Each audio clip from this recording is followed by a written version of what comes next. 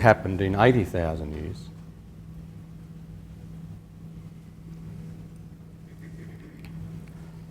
And I put this slide in it.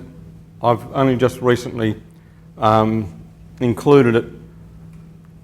You know, I label it defiance and resistance, because this totem was produced by a young woman who was dying. She could never have children, but what she did was, from photographs of old paintings, old bark paintings, she made this sculpture of a woman in the birthing position. And I call it defiance and resistance because she is defying her own fate. She knows this will never be her. But such was the power of the culture for her, she decided that in her last month, this is what she would make. And I was a bit nervous about standing in front of women's Aboriginal art, but these old guys there, they said, she asked for you to come and see this. When we look at the history of our country, there is so much that has been hidden from us. Norman Tyndale, an American archaeologist visiting Australia, was seen as an imposter, an outsider, someone who really didn't know Australian conditions, and was virtually laughed out of the country because he took an interest in Aboriginal archaeology, Aboriginal people themselves, and Aboriginal activity. This is the current Australian grain area in Western Australia, and here it is in southeastern Australia. This is the current grain belt. This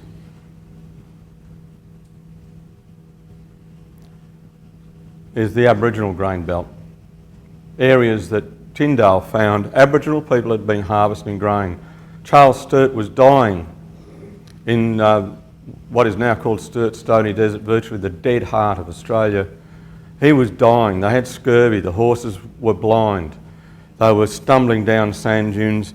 And in the very heart of Australia, Charles Sturt was greeted by 400 Aboriginal people who had a village on the far bank. And they came up to Charles Sturt and they gave him and his fellow explorers a coolamon of water from a well that they had dug that was 20 foot deep. These are the hunters and gatherers. Then they fed him roast duck and cake. These are people who are so deprived, so ignorant of grain husbandry, of agriculture of any kind, that they have been harvesting grain that they sowed in the ephemeral riverbed in the centre of Australia. They were utilising the one rainfall that area has each year to grow grain. And if you think about how much water we pour onto crops in Australia now, and you think of that grain, which is perennial, you'll never have to plough it. In the riverbeds, the grain was sown onto the wet floor, but on the banks of the river, the grain simply grew there because Aboriginal people had been harvesting and in the process scattering grain. This is another remarkable piece of Australian history that no Australian student is going to learn tomorrow because it's Saturday. No, Monday. Let's say Monday. And in the sands of Lake Mungo, a Japanese artist was so taken by the stories of the Lake Mungo women, the Lachi Lachi, Muddy Muddy people, the Barkindji. He was stunned to learn from them that they had a grain history. And he said, and I don't know how he said this, whether it was Japanese or there was an interpreter, he said, why don't we find the grain? And so they took him and found the grain, and together with a whole mob of students, they made these solar ovens, and in the centre you can see the bread that is baking there made from that grain. That is Panicum decompositum. It is a grain that nobody grows in Australia commercially, but within 2 years you'll be eating bread made from Panicum decompositum, because Panicum decompositum grows in sand. In a drying continent, that is an incredible plant. It sequesters carbon because the root mass is so large. It is drawing up moisture from way down in the earth and minerals and nutrition for itself as well.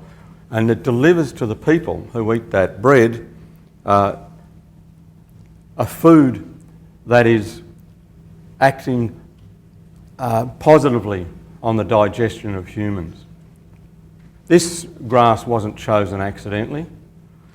This was a grass that people, after 10,000, 20,000 years, we don't know how long, 30,000, 40,000 years, knew that this grass was superior to some of the other grasses. So they chose to grow this grass only in that area.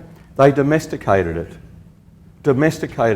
We don't talk about Aboriginal foods as being domesticated, but that's what these people did, because to domesticate a plant, you harvest it every year, you sow it every year, you harvest it again, and that process is called domestication, that process alone. That's what changes the plant, makes it dependent upon humans. And we don't talk about that in Australia. But as our continent dries, we are going to want to plant food in this sand. Lake Mungo, this is one of the most iconic places in Australia, and nobody knows that it was a grain bowl. There's the bread that came out of those ovens. It is such a beautiful flavour and aroma. If you cook with this flour, your kitchen smells like it for 3 days afterwards. People are going to want to have it.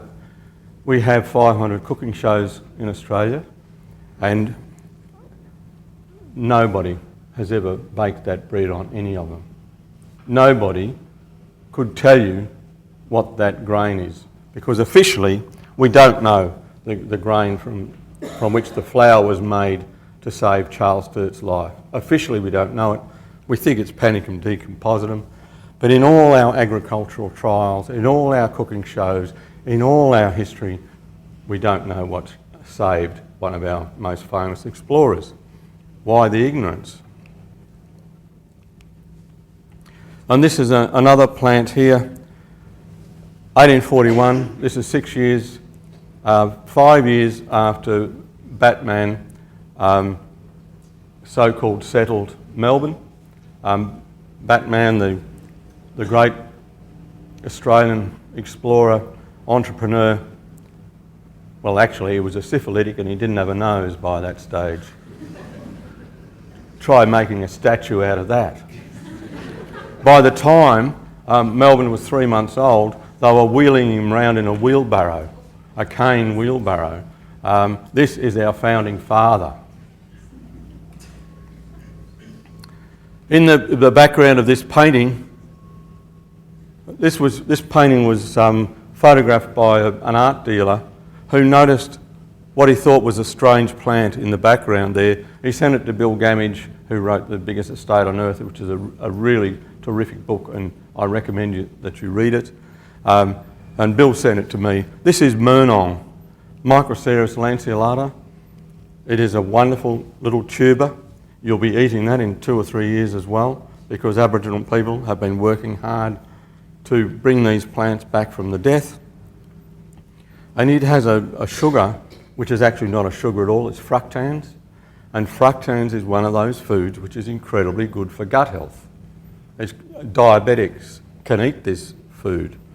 And that is why Aboriginal people were so healthy. They had chosen foods which were good for their digestion.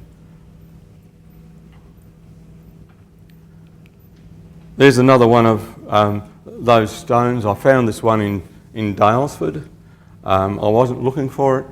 I just found a glass cabinet in the museum full of stones like this, and they're the same as the first stone I showed you, the Daylesford pick, and I included this one just to show how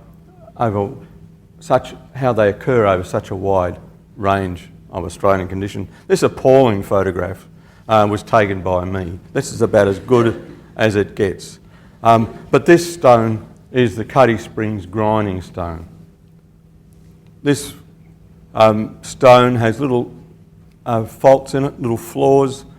No one was looking for that stone. They were looking for dinosaur bones, because dinosaur bones are fascinating and evidence of Aboriginal activity is not. But that's what they found that, and Fulliger and Field, the two archaeologists, decided that they would dig out the material that was in these cracks and have it analysed.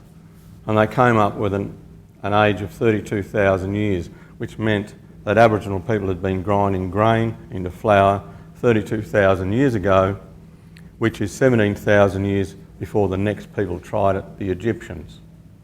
So that is why I've called the talk the world's first baker, because the Aboriginal woman who used a dish similar to this invented bread. Now that's something that when you land in Paris, it would be interesting for you to explain to the French. They'll love you for it. This is a young woman, Laura McBride from the Australian Museum, and that she has her hand near part of that grinding dish, the Cuddy Springs grinding stone. This is not the oldest stone in Australia. This is the 32,000-year-old stone, but it's mathematically impossible for it to be the oldest one. It's just the one we found. When we start really looking, we're going to find older stones than this. The thing about it is, Laura is Gamilaroi. She lives where that stone was found. That's where her family come from. She has her hand near a stone that her great-grandmother could very well have used to grind grain. And if it wasn't her great-grandmother, it was someone who knew her great-grandmother, because we know where Laura's family come from. This is Australian history. It is so close, you can hear its heartbeat. It is an extraordinary photograph. I can't tell you how much it means to me. I was there. I took that photograph too. It's almost in focus. We found all these other stones as well. And this is the humble little plant, Microceras lanceolata, which was grown in our backyard at Gypsy Point near Malakuta. And this fabulous little plant is a perennial as well, because you don't need to pull this out of the ground like a carrot. It's better to leave it in there, because this part of the tuber is withering away and will die. It'll then be replaced by these two. We call this grandmother, we call this mother, we call this child. And you don't harvest that, obviously, but you take one of the other two. And you do that by lifting the Murnong plant, harvesting the tuber that you want, put that in your basket, and you go on to the next plant, you lift that, and that's how Aboriginal women were seen to be harvesting the great field that Sir Thomas Mitchell, Australian explorer, called Australia Felix, Australia the Fair. Now this is our Australian history too. I learned about Australia Felix.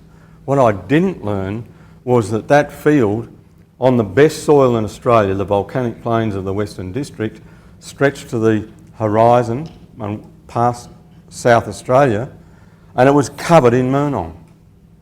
This should have had the biggest, tallest, healthiest forest in Australia, but it had no trees. It was devoted to this plant. And that's because Aboriginal people had devoted their labour to cultivating this, cultivating it, domesticating it, using